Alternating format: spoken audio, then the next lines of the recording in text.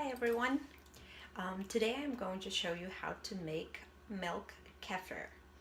It is extremely easy. It only has two ingredients. It has milk and it requires kefir grains. So I'm gonna those are my kefir grains. If you can see them. I got them from a friend who got it from her friend. So it kind of goes from hand to hand to hand. They do, once you start making the kefir regularly, they will multiply and you'll have plenty of kefir grains to give away to your friends. So I actually have one batch that is waiting for my friend who asked me for it.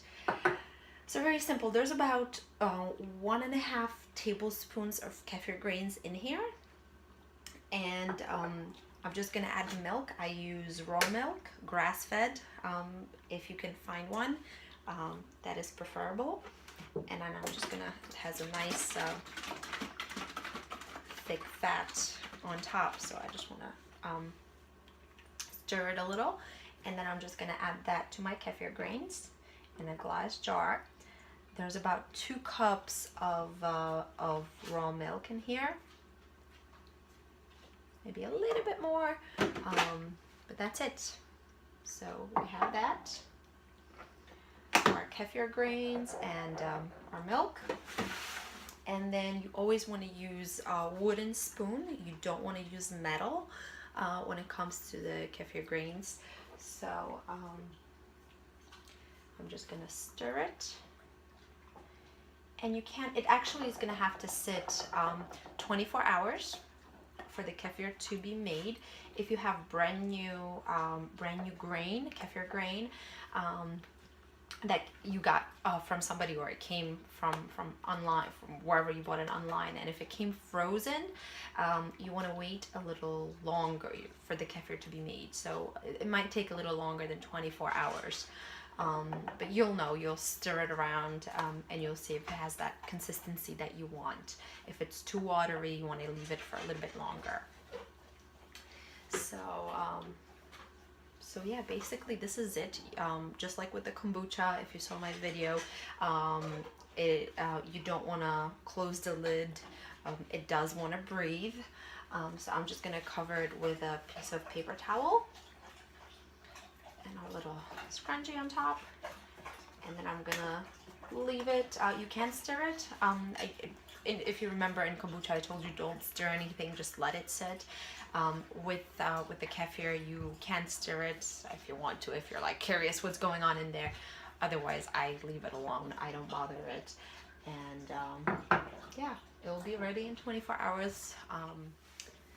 All right, so after 24 hours, my milk and kefir grains became, I want to say almost like a slimy texture. It became kefir. So what I'm gonna do right now is I'm just gonna strain it, because I don't want to get rid of the kefir grains. I'm gonna reuse them over and over again, and they're actually gonna multiply, and then you can share the kefir grains with your friends and family. You always want to use plastic and wood when it comes to kefir. So I have a wooden spoon and a plastic strainer, and I'm going to strain it straight into my container for blending for tomorrow morning for breakfast. I make like a fruit kefir for my children. They don't like unflavored kefir, so that's why I add frozen fruits actually to it, and they love it. So really simple stuff right now.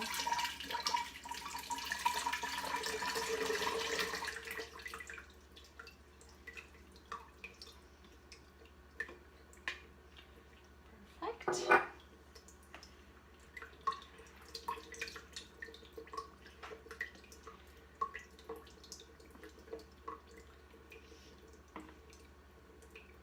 And you do want to make sure that your sometimes the grains, when they come frozen, or if you get them frozen from someone, they do need a little more time to wake up and start making kefir, so it might take longer than 24 hours. but you just want to make sure you strain everything very well. I will wash the container, my jar, my glass jar that I had the kefir in. I'm gonna wash it, then again add new milk and add the kefir grains and wait another 24 hours and I'll have kefir again. So that's how simple it is. And if you just want to see the kefir grains, oh, I don't know if you can see very well. There it is. Okay, so those are the kefir grains. I'm gonna reuse them again and again and again and again, over and over again. If you use cow's milk, they will be alive forever. I haven't tried any other milk, but I've heard if you use a different type of milk, not a plant milk, but an actual milk like goat milk, they might become a little weaker after a few times you did them. So just dip them back into the cow's milk, and they should, you know, get all their energy back, and then you can reuse them again in whatever milk you're using. I'm not sure if you will get kefir out of kefir grains with if you do it with any plant milk. I actually haven't done the research. I don't drink kefir much. I try to avoid dairy altogether, but my kids love kefir and yogurt, so that's the only dairy they get. All right, beautiful. I think it's all nicely strained, and I'm gonna prepare my second batch for tomorrow, another 24 hours. Okay, I hope you enjoyed this video. It was very, very simple to do, and I hope if you do buy a store kefir, I hope you're really gonna get the kefir grains and make it yourself. The only negative thing about it is if you're going away, like you have to keep doing the kefir over and over and over again. So every 24 hours you need to be making it.